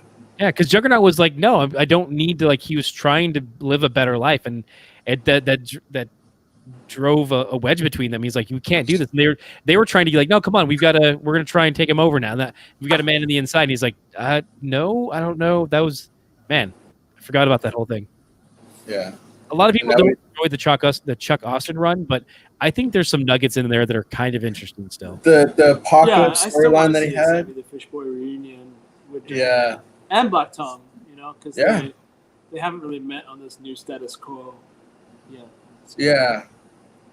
I mean, I guess that's his miniseries coming out. Especially with the new resurrection system that they have, there's an opening there. Yeah, there's be an opening there somewhere for something. All right, so that is it. Next, the next card up will be the beginning of the villain section. We are still prepping for that. So yeah, I think that was it. We got through 30 cards tonight, and we did so in a pretty good run time. Got to card 100. Yeah. Yeah. And that's we're halfway through the series 3. We still have another 100 cards to go. And let me see this and some of this. So yeah, that's a pretty good run. I'm happy with what we got through. I didn't know how we were gonna, because it's like with this is a different discussion when it's not just one character, it's more like storylines and like those, like what they meant to us at the time. Like there's definitely the characters are more focused on like that whole character, whereas the team ups give you maybe specific time periods to jump into. Let me see. Let's see. Alfie Curtis says, I just love you guys so much. Thank you very much. Love you too, Ryan. And then Patrick saying, thank you guys. We're not quite wrapped up just yet. I do have questions for both Peter and Victor. Are there any cards tonight that you in particular thought were really good, like ones you really dug or ones that you remembered the storyline and like, oh yeah, that's something that I really like grabbed onto when I was younger later on? Oh, Peter, go first. Peter? I mean, I'm an X-Men fan, so there wasn't so much X-Men tonight, which is okay, but I like seeing these storylines. I don't know if I read a lot of them, but I like seeing, you're right, the team up of when they first appeared and what it meant to that card in 92. Like how much had really happened between that time period, I think is interesting to me the most. I mean, Black Tom and Juggernaut is my default answer, just because I like Black Tom a lot. Like he's a random mutant, right? He is a mutant, not Juggernaut, yeah. Well, that's also too, like, because I mean, we talked about the idea of like doppelgangers and like dark versions of characters, but there's also especially with the X-Men, all of the siblings. So it's like you have Black Tom, the sibling of Banshee, and then you have the sibling of Professor X. Oh yeah, Professor X and Kane Marco. You've got Captain Britain and his sister, and then you also have their brother. You got Peter and Ileana, and they have a brother. And so many siblings, a lot of twins, fraternal twins. Mikhail, yeah, a lot of sibling rivalries in there. And it's kind of interesting to see like how that plays out. But you're right though. We never saw Professor X and Banshee versus Black Tom and Juggernaut together as a sibling. Yeah, they always kind of kept like maybe it was too obvious of a storyline, you know. Yeah, they've kept it separate. I feel like you don't see like Professor X like, look, your brother's an a-hole. Let's go verse, you know. Yeah. I'm curious because it's like you have like, because Professor X really can't hurt Juggernaut, but if you flip it, like they can trade off enemies and see how that would play out. I'm pretty sure Banshee was able to yell inside that helmet. Juggernaut would be pretty irritated. It would reverberate in there and just like Yeah. deafen him. You just like whisper like. Just bleeding from the ears. Oh my god! But that's what I like about the X-Men. The X-Men have a lot of family, but not family. Weird, random. It is not like U.S. Agent. There's no Thunderstrike, Iron, like War Machine kind of variant. There's kind of like, it's just like your long lost brother from another geneticist. I'm your brother from the Shi'ar Empire that was yeah. It's like very soap opera. Very much, yeah. And we'll get to those too. We talk every time about like what we're gonna do next. I've got Alfie Curtis in here talking about can't wait for them amalgam cards. I'll keep bringing it up. You keep bringing it up. Trust me, we want to get to it. It's gonna happen. Yeah. What is the hierarchy? What are you guys doing after this series? There's some discussion of going to DC because that's like we did a Marvel set. Let's do a DC set. Someone said to me, but those DC sets sucked, and I'm like, I can't 100% disagree with you, especially if you're doing the cosmic cards. The borders are like the borders and art aren't as interesting as Marvel. But then again, I'm a Marvel kid at heart. Like I love DC. Like I'm not gonna say like most fans are like, oh, we're fans on both sides, but that just doesn't have the same like draw for me. There are some DC sets that we want to get to though. There's the X-Men Series 2, which I think is awesome. The Ultra Flare X-Men stuff. Yeah. The Amalgam stuff, of course, we've mentioned. See, Crystal, I'm sorry, I don't know how to say your name. Oh, Cherry Blossom Killer. Metals. He's mentioning the Metal series. That was really good too. The Marvel Metals. My only worry is that if I scan them, because I scan all the cards, not just pulling them off the internet. I don't know how the scans will show up through a scanner. Like how will that light refracting off the Marvel Metals? How will those come across on the screen? It might be okay. I think you can test one, but it should be okay. Yeah. Oh, it's Joe. Hey, Joe, how you doing, man? And so like that's one of them. Of course, the amalgams with me and Victor. Amalgam was like the pinnacle of our childhood fandom. Like seeing like, oh, we're gonna vote to see who's gonna win between the Hulk and Superman. Okay, cool. I'm putting my vote in, and like all of that. Like that's such a great era. And then creating the characters of Darkclaw and Spider Boy. Like those are just like the chef kiss of 90s comics to me and Vic. So they're high on our list. It's just a matter of like, okay, we took 4 episodes to get to halfway through the series. It's going to be another 4 episodes, and we're doing them every other Friday. We're still looking at least 2 months out before we get to the next set. So we have stuff in our headspace of what we want to do. It's just a matter of like, when do we get to it? What's going to be? What are we going to do? All right. So yeah, Vic had to step away real quick. Is there any sets that, I mean, of course we always talk about everyone's favorite set is the Jim Lee set. Is there any one that you throw out there like, hey, throw this one into the bowl of ideas? You know, I talk about DC on the playground as a kid. Somebody brought a Blue Beetle Ted Cord card, and that was the very first time I've ever seen that character was in that card. It's very intriguing to me. So I do want to see more of the DC stuff. Do you have it? I want to say, well, I have. That's the thing is, I have a couple different sets, and I have like a. It was like him, and then the Blue Beetle bug thing. I don't know what it's called. Yeah, the Oh goodness gracious, Brian Kubara! If you're watching, you would be yelling at me right now for the name of his ship. But I know what you're talking about. If it's him, because there's the Cosmic set, which is has a gray border, and like one is Ted Knight or something Knight because he's the first Blue Beetle, and then it's Ted Cord, and then it's another Blue Beetle. Cord. Yeah. Yeah, and so it's like it's each different card was like a generation. So it's like the first Flash one was Jay Garrick, and then it was Barry Allen, and then it was Wally West, and so it was like generational. If it's him that's pretty cool. Yeah, I like that because that's the thing is with DC, you definitely have that story of legacy, and that's something you don't always get with Marvel because it's like aside from Ben Reilly, you don't get another Spider-Man. Right. It's a Future Past or whatever. Optimus Dixon says Scarab. think it might have. He has a name for his vehicle. I want to. I can't. Blue Victor, Beetle's vehicle. do you remember the name of Ted Kord's vehicle?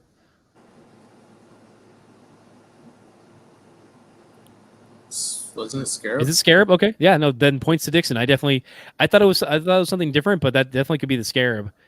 The Beetle. It's also called the Bug. I don't think it was the Beetle. Yeah. Yeah, I think it's either the Called the Bug Bug? or Scarab. I think the Beetle is too on point. Blue. Beetle, Bug. Yeah, the Bug. It sounds right. The Come Bug. on, Yep. Ted. You shouldn't rename your vehicle. It's so obvious. Yep.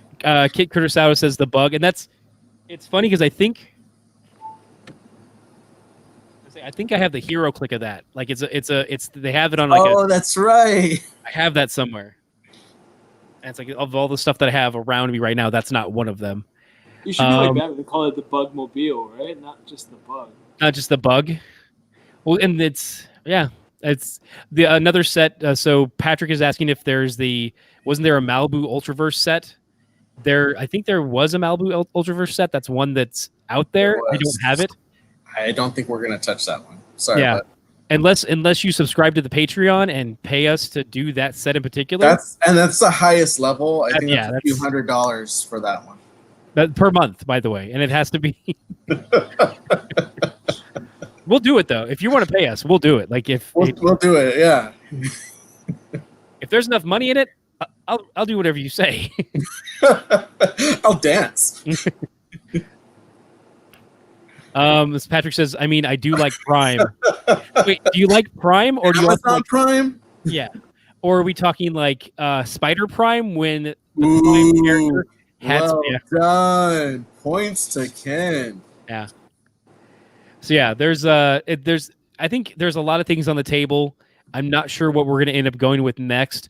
I feel like we should go DC. I think that there's enough of a fan push for X-Men. So or even the I don't know Marvel who likes vs. the X-Men, but I would Wildstorm card series.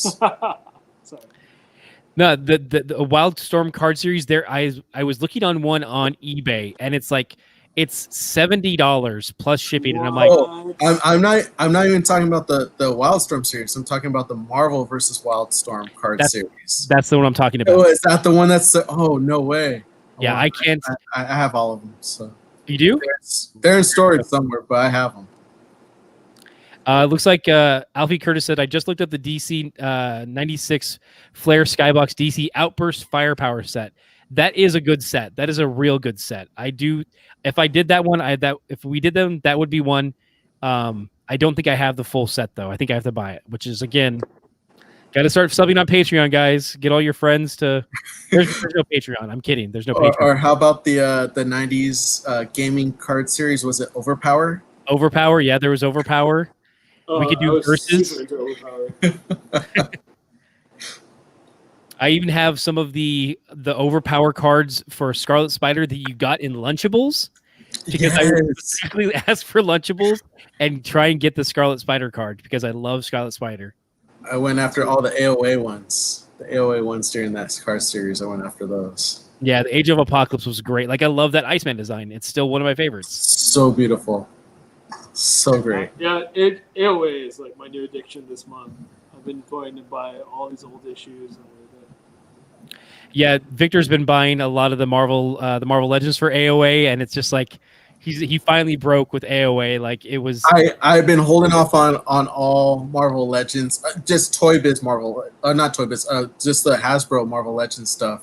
But the AOA, like that storyline holds a strong part of my heart. So I'm praying that they come out with the series 2 of AOA Marvel Legends because it deserves it. There's so many characters that they need to make cards for. So I love the current series that's out right now.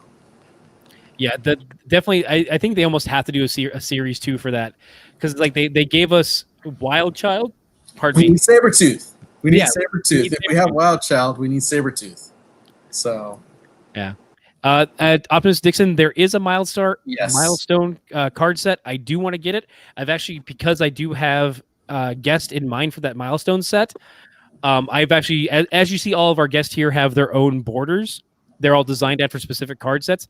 I have already started work on a border for a milestone card for whoever chooses to be our guest on that episode.